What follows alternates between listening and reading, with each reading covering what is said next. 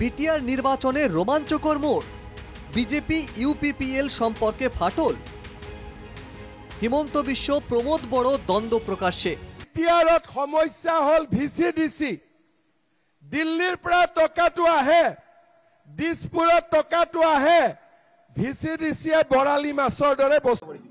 চাওক, 6 শিডিউলত ভিসিডিসি থাকিবই, ভিসিডিসিটো নাইকিয়া কৰিব নোৱাৰে।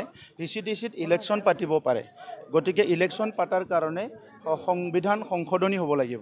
ইয়াৰ কাৰণে পাৰ্লিয়ামেণ্টত 125th এমেণ্ডমেণ্ট, যিটো সংবিধান সংশোধনীৰ কাৰণে 10টা 6 শিডিউল লগ লাগি আবেদন। বিটিআর নির্বাচনের দিন যতই এগিয়ে আসছে ততই প্রকট হয়ে উঠছে দুই প্রধানের দ্বন্দ্ব। এতদিন একটা রাগঢাক থাকলেও গত 2-3 দিন থেকে বিভিন্ন ইস্যুতে প্রকাশ্যে পরস্পরকে আক্রমণের লক্ষ্য করে নিচ্ছেন ইউপিপিএল সুপ্রিমো প্রমোদ বড় এবং মুখ্যমন্ত্রী হিমন্ত বিশ্ব শর্মা। দুই প্রধানের প্রকাশ্য মতবিরোধে প্রাধান্য পাচ্ছে ভিসিডিসি ইস্যু। বিটিআরের মূল সমস্যা হচ্ছে ভিসিডিসি। ভিসিডিসির জন্যই থমকে রয়েছে বিটিআরের উন্নয়ন। ভেরগাঁওয়ে নির্বাচনী প্রচারে নেমে শুক্রবার স্পষ্ট ভাষায় এমনই মন্তব্য করেছিলেন মুখ্যমন্ত্রী হিমন্ত বিশ্ব শর্মা।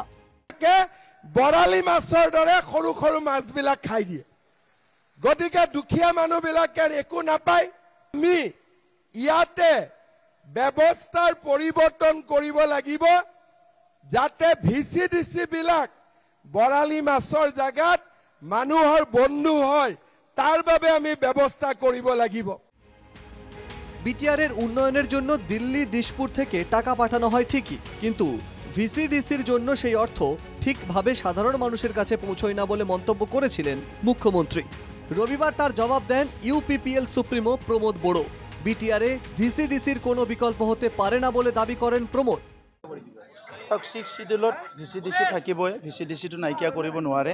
ভিসিডিসিত ইলেকশ্যন পাতিব পাৰে, গতিকে ইলেকশ্যন পাতাৰ কাৰণে সংবিধান সংশোধনী হ'ব লাগিব।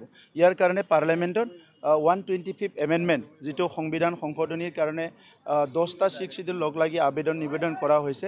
কিন্তু ইয়াৰ ভিতৰতে কিছুমান 6 শিডিউলে, আজি হিলছ অঞ্চলৰ 6 শিডিউলে, য'ত ট্ৰেডিশ্যনেলি তেখেতসকলৰ ভিলেজ কাউন্সিল আছে, সেইসকলে অপ'জ কৰি আছে যে নিজৰো ভিলেজ কাউন্সিল তেখেতসকলৰ আছে, যিয়ে নেকি আজি পৰ্বতীয় অঞ্চলবিলাকত, পাহাৰীয়া ৰাজ্যবিলাকত সেইবিলাক চলি আছে ট্ৰেডিশ্যনেলি। তো ইয়াৰ কাৰণে বহুত কঠিন হৈ আছে। আমাৰ 125th এমেণ্ডমেণ্টটো হোৱা নাই, আৰু এই 125th এমেণ্ডমেণ্টটো হ'লেহে ভিসিডিসি সংশোধনী হ'ব, আদারওয়াইজ এটো এনেকুৱাই চলি থাকিব। ভিসিডিসি আসলে কি?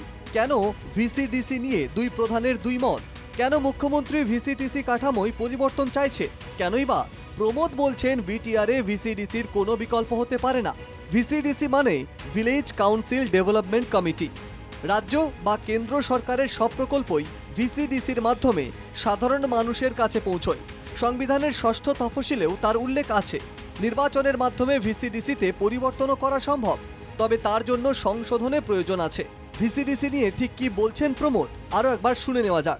ভিসিডিসিত ইলেকশ্যন পাতিব পাৰে, গতিকে ইলেকশ্যন পাতাৰ কাৰণে সংবিধান সংশোধনী হ'ব লাগিব। ইয়াৰ কাৰণে পাৰ্লিয়ামেণ্টত 125th এমেণ্ডমেণ্ট, যিটো সংবিধান সংশোধনীৰ কাৰণে 10টা 6 শিডিউল লগ লাগি নিবেদন কৰা হৈছে। তবে প্রমোদের এই মন্তব্যকে রবিবার ফের একবার চ্যালেঞ্জ জানান মুখ্যমন্ত্রী।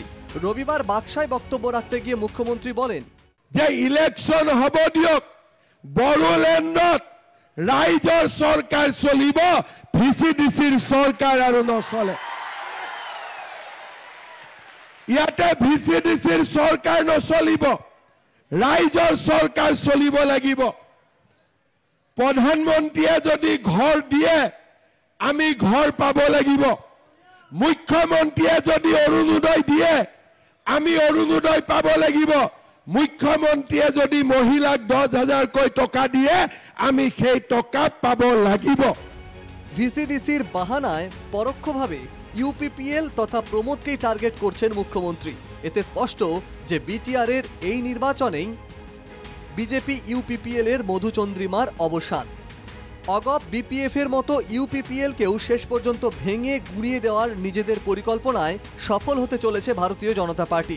শালবাড়ি থেকে আমির আলী, বরপেটা রোড থেকে অঞ্জন জ্যোতি নাথ এবং news desk report, NKTV Bangla.